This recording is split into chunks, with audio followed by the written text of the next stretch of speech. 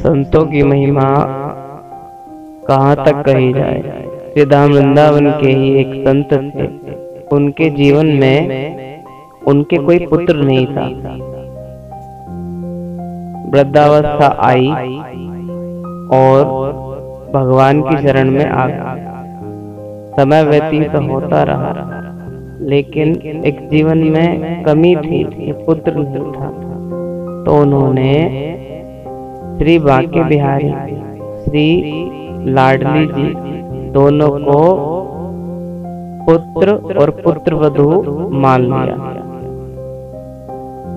यही नाता जोड़े रहते कि यह तो मेरे पुत्र है। बड़ा ही सुंदर भाव था, लेकिन लोग उनसे ईर्ष्या करते, सदा ईर्ष्या करते। जब कभी पंगत होती तो बड़े प्रेम से भगवान का नाम लेके खूब प्रसाद पाते, लेकिन मंदिर में नहीं जाते। मंदिर में न जाने के पीछे उनका भाव था क्या कि कन्हैया होंगे, श्री राधा रानी होंगे। अब कन्हैया मुझे देख के तो खड़े हो जाएंगे, लेकिन राधा रानी सब कुछ आ जाएंगे, संकोच होगा उन्हें। और मैं नहीं चाहता कि मेरी वजह से मेरे पुत्र और पुत्रवधू दोनों को कोई भी परेशानी। बस इसी भाव से जो दर्शन करके आता उससे पूछ लेते, भैया आज कैसे लग रहे थे, क्या पहना था, कैसा मुकुट था। सब सुंदरता के बारे में पूछते रहते। लेकिन वहाँ के जो और संत थे, भगवान की कृपा से उनको थोड़ा भ्रम हुआ और बोले कि ये कोई संत नहीं है, ये तो कोई बहरूपिया है जो यहाँ खाने के समय पे तो आ जाता है, भोजन प्रसादी में सबसे पहले खाएगा, 4-4 बार खाता है, लेकिन मंदिर में नहीं जाता। मंदिर में न जाए इसके पीछे तो ये है कि भक्ति हृदय नहीं है, ये तो खाने की वजह से आता है। तो सबने एक निर्णय किया कि इसको आज पकड़ के मंदिर में ले जाएंगे। अब जैसे ही आज भोजन प्रसादी का समय हुआ तो सभी ने उन्हें पकड़ लिया और बोले कि चलो आज मंदिर में चलो। उन्होंने सबको हाथ जोड़े कि मुझे वहां मत ले जाओ, वहां पे कन्हैया होंगे, श्री राधिका जी, मेरे पुत्र और पुत्रवधू हैं, दोनों सकुचा जाएंगे। मैं नहीं चाहता कि उन्हें मेरी वजह से कोई भी परेशानी हो। आप कहोगे तो मैं प्रसाद लेने नहीं आऊंगा, मैं किसी भी भोजन प्रसादी में नहीं आऊंगा, बस मुझे मंदिर मत ले जाइए। लेकिन वो लोग तो अड़े थे, उन्हें तो मंदिर में ले जाना था। अब वो सबको हाथ जोड़े, सबके चरण पकड़े, लेकिन लोग जबरन उनको पकड़ के मंदिर में ले जाते हैं।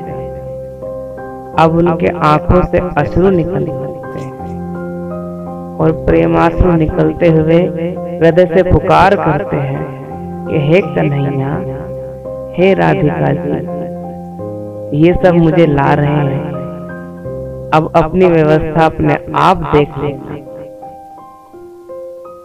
अब जैसे ही संत आते हैं और कहते हैं देखो इनकी ओर देखो, तो जैसे ही वो अपनी गर्दन ऊपर करते हैं तो श्री बांके बिहारी जी की गर्दन झुक जाती है और श्री राधिका जी के मुख पर घूंघट आ जाता है। सबने जब ये भाव देखा तो सभी ने उन महाराज के चरण पकड़ कि महाराज हमें क्षमा करना, हमसे बड़ी भारी भूल हो गई। तब उन्होंने कहा कि ये कन्हैया ऐसा है इससे जो भी नाता जोड़ो ये पूरा निभाता है, भले ही तुम निभाओ या ना निभाओ। ऐसी प्रेम भरी बातें, ऐसे प्रेम भरे संत सदैव जन का कल्याण करते हैं।